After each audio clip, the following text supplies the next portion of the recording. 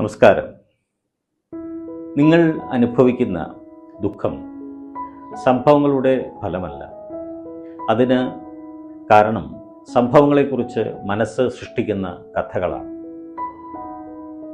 മോഹിച്ചതിന് വിരുദ്ധമായി എന്ത് സംഭവിച്ചാലും തലച്ചോർ ഉടൻ ചിന്തകളുടെ രൂപത്തിൽ പ്രതികരിക്കും.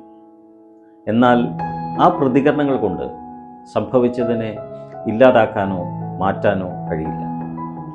മറിച്ച് അവ സ്വയം ദുഃഖം സൃഷ്ടിക്കുകയും അതിനെ പരിപോഷിപ്പിക്കുകയും ചെയ്യും. ഇതിന് പ്രധാന കാരണം സങ്കല്പവും അനുഭവവും തമ്മിലുള്ള വ്യത്യാസം തലച്ചോറിന് വ്യക്തമായി തിരിച്ചറിയാൻ കഴിയാത്തതിനാലാണ്. ദുഃഖത്തിൻ്റെ യഥാർത്ഥ ഉറവിടം ഭാവനയാണ്. മനസ്സ് എപ്പോഴും സമ്പൂർണ്ണ സുഖം മാത്രമുള്ള ഒരു കൽപ്പിത ജീവിതത്തിൻ്റെ ചിത്രം ഉയർത്തിപ്പിടിക്കും. ഇത് മനസ്സിൻ്റെ പഴയ ശീലമാണ്. സംഭവിച്ചതിൻ്റെ നല്ല വശങ്ങൾ കാണാനുള്ള കഴിവില്ലായ്മ കൊണ്ടാണ് തലച്ചോർ മോഹിച്ചതിനെ വീണ്ടും വീണ്ടും പിടിച്ചു നിർത്തുന്നത്. യാഥാർത്ഥ്യം ലളിതമാണ്.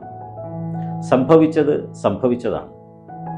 മോഹവും മോഹഭംഗവും ദുഃഖം നിലനിർത്തുന്ന സങ്കല്പങ്ങൾ മാത്രമാണ്. എല്ലാറ്റിനും സാക്ഷിയായിരിക്കുക, ഒന്നിനോടും പറ്റിപ്പിടിക്കാതിരിക്കുക. ഇങ്ങനെയാകുമ്പോൾ നിങ്ങളുടെ തലച്ചോർ ശാന്തി എന്താണെന്ന് തിരിച്ചറിയാൻ തുടങ്ങും.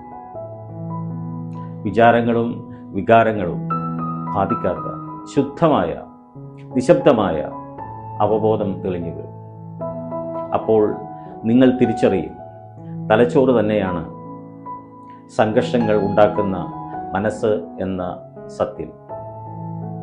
ഈ ബോധ്യത്തോടെ ആന്തരികമായ എല്ലാ ഭിന്നതകളും അസ്തമിക്കും.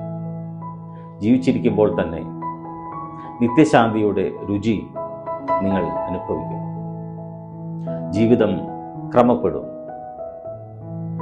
നിങ്ങൾക്ക് നല്ല നിമിഷങ്ങൾ നേരുന്നു.